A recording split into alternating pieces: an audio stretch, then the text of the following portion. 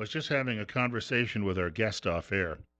He's in Mountain Home right now on his way to Twin Falls, and we were talking about the driving and the conditions. I guess it's going to be you're not going to have consistent conditions. Some spots will obviously be a little rough. We had some snow overnight in Twin Falls, and it slicked things up for a time. And just about 32 right now, so we're at that freezing point where a lot of it may be melting off. 6 minutes after 8 o'clock. And Coach Pete Colson rejoins us today on News Radio 1310 KLIX at newsradio1310.com with Bill Colley on Magic Valley this morning. And Coach was telling me that when he was a kid in Austria, the snow was what we're seeing here and what we see right now is just there. They would have just said, "Oh, that's a slight flurry." Welcome back to the program, sir. Thank you, sir. It's always nice to talk to you. In Austria, I know especially in the Alps, but really throughout much of the country, and it's very mountainous. That snow falls there in just bucket loads, doesn't it? It does. I remember as a kid, we lived kind of in a valley, and they have to use horses to plow the roads because they got so deep. Probably today they're using they're using big snow plows versus the horses, though. Yeah, probably. I think where we were, they'd have to use a little tractor because it's so remote. But still, yeah, they have better equipment nowadays. Yeah, it was a good experience. Yeah, you probably learned to do a lot of things outdoors in the winter, and that the rest of the world would be a little uncomfortable doing. Well, definitely. We skied every day because we had a hill behind our property, and we go up and down a hill with sleds and snow and skis and just have a blast. Childhood's a wonderful thing. When it is. When we get out of childhood and we become adults and we pick up all these new responsibilities, we also pick up a lot of new worries. And I was mentioning earlier that a lot of people, after last week, especially that I know in Idaho, because they would be voting for one candidate in larger numbers than the other in a presidential election, but some people may be a little despondent, and we're looking for words of hope. And you can say, well, I think this will happen or that will happen, but I just there's got to be ways to cut through all of this, because you work in a sense as a person who listens and then counsels. And how do you get people through the depression they may suffer after a big event like this?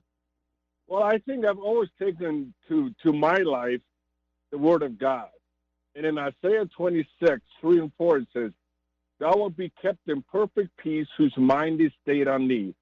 Trust in the Lord Jehovah, because he's your everlasting rock." And that's a verse, and that's a process I've used on a daily basis. And so I remind people, what is their true hope?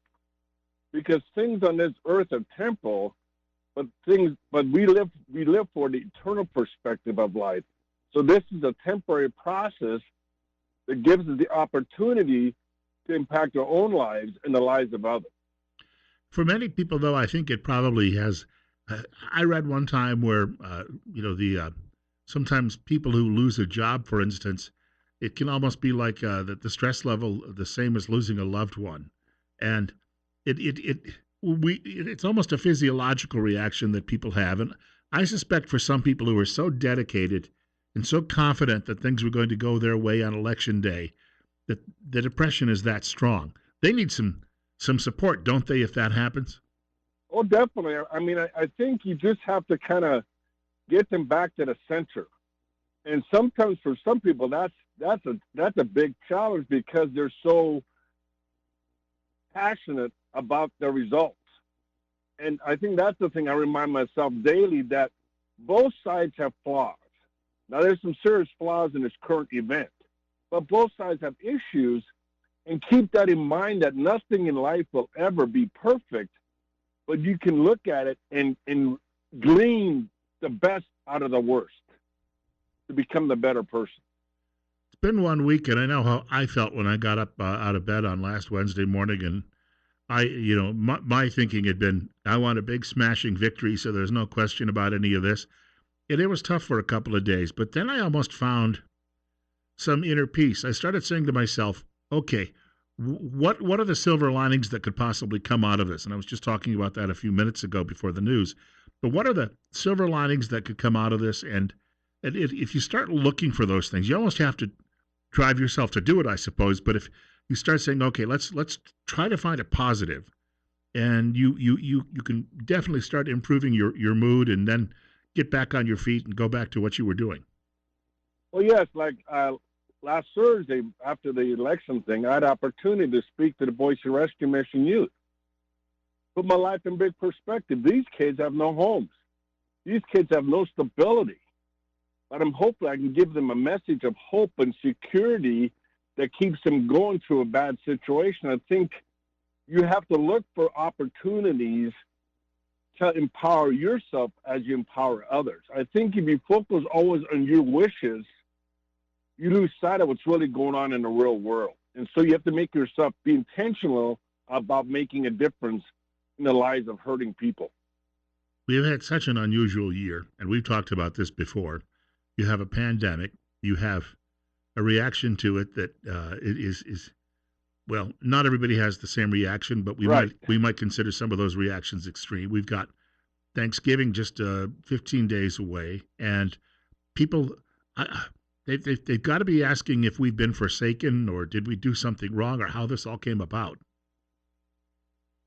And I'm a big believer. I know God is in control. He will never leave us. He will never forsake us. And if you don't have that basis as your foundation, it can be very detrimental to your thinking. And so you have to find people in your life that keep you centered. And the most important thing, I believe, is you have to continue to communicate. Communication through all things, the good and the bad, is such a fundamental aspect of life. And we forget that sometimes because we can learn from each other, and we've made it through other crises in the past. We can make it through this, but we just have to keep that hope and perspective and don't be downtrodden because things didn't go our way. I gotta think that as we get closer to Thanksgiving, and a lot of families are going to be apart because people aren't going to be doing some of the certainly the air travel if they have to come in from distance, a long distance. There's some concerns about just the safety of being on a flight. But what should we be thankful for when we get to Thanksgiving Day, despite all of this that's happened? Life, health, opportunities, jobs for those that have jobs, opportunities for new jobs, and just the fact that we have a free country, and it's still a free country. There's other countries where, boy, they are really isolated and they can't say a word. We need to remember the blessings that we have and why we truly have Thanksgiving and focus on those things and move forward in a more intentional way to keep us free and to be involved in our civic groups, in different organizations to share the message. And those believers in churches need to stand up to the plate and take on those challenges of valuing life, valuing individuals, and valuing the opportunities that are laid before us. Wanted to mention we're joined by Coach Pete Colson this morning. We're at 30. It's coming up on 14 minutes after 8 o'clock. Bill Colley, too, on News Radio 1310, KLIX, and newsradio1310.com. You know, you referenced jobs, and I have a friend that lost her job as soon as the pandemic hit. Just learned yesterday she's got a new job, so she can go into Thanksgiving. But I'll tell you what, the last several months, she had to start wondering, and she'd been very successful in life. I'm sure she was wondering if I'll ever get back to work. And I don't, I have been, I guess, in that situation a couple of times in life, but you quickly forget it once you do go back to work. But you know, you mentioned the kids in the homeless shelter, and we have so much to be thankful for. And even, I guess, a kid in a homeless shelter is going to get a meal on Thanksgiving Day, and maybe three meals a day leading up to it. So, you know, we're not all going to be wealthy. We're not all going to win lotteries. We're not all going to live in the biggest, fanciest house, but there's still something that you can hold on to, right? Yes, and I always remind myself, I've never seen a hearse pulling a U-Haul. You know, so many people get so caught up in their personal possessions. You don't take those things to the grave with you. But the impacts you leave on lives, that's what keeps you going. I was talking to Mother the other day. She's checking up on her. I go, what are you doing, Mom? She goes, I'm just reading my Bible. She's at peace. She's gone through some of that stuff. And that's the thing I want to model in life. No matter what goes on, I can still be at peace knowing where my center is. And sometimes I have to draw myself back to that center to keep my perspective.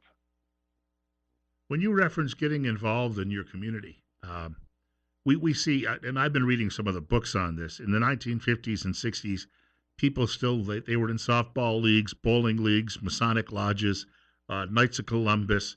They got involved in a lot of different other service clubs. But the number of people who actually do that any longer is, it's sad to see. But you drive by a lot of closed bowling alleys, and a lot of people who used to show up to play softball, throughout the summer nights, no longer do that, and service clubs are just desperate to find anybody who's willing to pitch in and lend a hand. We've lost something. We've got to try to find a way to recover that. Well, definitely. And this COVID hasn't helped matters either. I went to one place the other day, and I couldn't go in because they could only have like 3 or 4 people in there.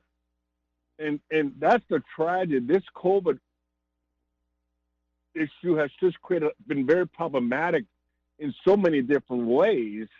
And I was talking to a guy, and when I was voting the other day, and he works for the food banks, and he says they've got a lot of money, but they can't give it out because certain limitations of what they can do, or they have a lot of food they can't give out because of some of the limitation. And that's kind of a bothering thing to me as well. But I think if we can get smaller groups to do that, we can still impact that community.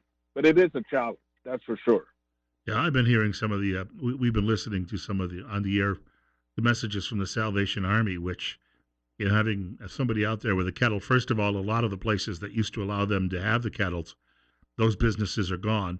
Number two, today with the worries about people's health, and the government saying that this thing is going to spread, that is going to limit the number of kettles available. Well, a lot of young children find toys under their trees because of the work of the Salvation Army, and that period between Thanksgiving and really New Year's, that covers most of those expenses for them throughout the year. Traditionally, it did. We've got to find ways to stand up, Coach, and fill that void. Oh, definitely. I think you just have to be creative in ways that you can impact lives. And I think that's what it's forcing us to think outside the box to produce change. And I think that's what is going to require of all of us. We can't be stuck in this little ideological mindset. We have to be creative in our thinking and creative in ways that we can impact lives through this pandemic. I got to get to a break in about 1 minute, but we should also point out, you mentioned speaking to a group last week. You are available to do that. People can get in touch with you how? Coach Colson at gmail.com. And again, you spell Colson Coulson, right? Correct. Like was it Chuck Colson, who was worked in the White House in the Nixon administration, and then later became a pastor? Yeah, but he started prison fellowship. He saw the need for prison systems, and through his experience. So there's a lot of people that through the adversity have become more impactful in the local communities. We got more coming up with Coach Pete Colson in just a moment on News Radio 1310 KLIX and newsradio1310.com. And I will praise him this morning because he pulled off the highway to speak with us. He's in Mountain Home right now, and he's not going to be driving while he's talking, and then he's got to get back on the road at 8:30 to another appointment. But we've got him for another 10 minutes. I've got to get to a break, though, first. It's 29. Bill Colley with you on News Radio 1310, KLIX, and newsradio1310.com, 20 minutes after 8 o'clock. Coach Pete Colson with us this morning on News Radio 1310, KLIX, and newsradio1310.com with Bill Colley. And he's got a few more minutes with us. He's got an appointment he has to get to, but he's willing to spend some time and chat with us. We're at 30 right now. It is 8:22. I say right now. I was going to say just 32, but it dropped suddenly, so I'm trying to be more precise here. The wind direction again shifted. Coach, I got a message from Carla Renke, and she said you're missed by all of your old friends here in Twin Falls.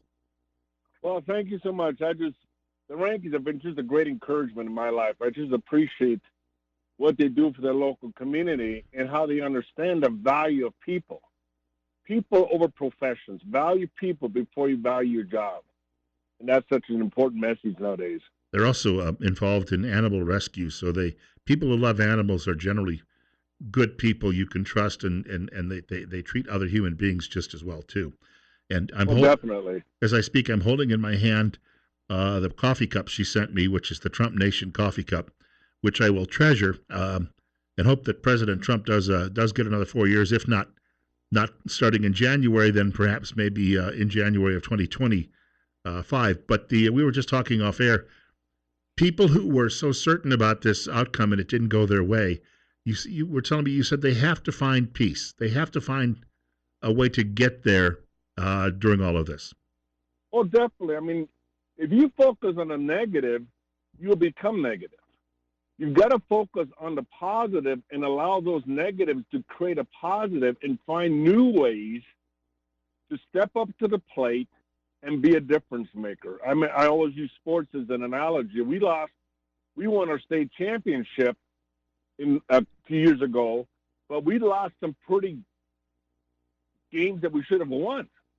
But those taught us very valuable lessons. Never get so comfortable that you think you're always going to win, because you have that spot where you're going to let your guard down. You're not going to do the right thing. You're going to lose. Never let your guard down on who you are as a person and who is in control. And you have to remind yourself on a daily basis, God is in control, and I can do all things through his strength. I got a question for you, because we're coming up on Thanksgiving, and we've got people who are depressed about either elections or COVID or weather. You name it. It's going to be any number of things that people deal with over the next couple of months. But you spent so many years when you were little in an orphanage. There must have been times when you looked around and you had friends who had families and the like, and you must have wondered, will I ever have family? And then one day, someone walked through the door and you did have family. And I guess that's where hope and prayer still come into all of this. Well, I think I may have not had a biological family, but I had a family that loved me. People in that setting loved me for who I am and for what God created me to be. And that was my family. We don't have to be biologically connected, but we're connected through the relationship with God and through the relationship with each other. And that's what kept me going when things were tough. And I just always look back at those opportunities where these people that just gave me a hug, that said that I was significant, I was important. And those are the things we have to look at. As you look at this Thanksgiving time, don't look for the big things to be thankful. Stop being thankful for the little things. The fact that you got out of bed, that you had a bed, that you had hot water. Stop breaking it down to small pieces. I remember a college professor, when I was going through some challenges in college, he said, Pete, always remember, your blessings will always outweigh your challenges. And I tell you what, I've kept that motto ever since to this day, because that is so true. There's so many more blessings than there's challenges in my life. One of the interesting things I find when I talk to you is that all of these people that you've met in life, whether they be when you were a child or in college or working in the last, and in coaching, you have all of these memories of things people told you. That's where I get back to, you were listening to the point where you can still recall it all. Well, I always tried to listen to hear, because I was so dumbfounded sometimes at some of the comments people made to me. I had to go, where are they coming from? And I had Sunday school teachers, I had coaches that when I was having trouble understanding what mom and dad were trying to do with us, they reinforced what mom and dad were doing.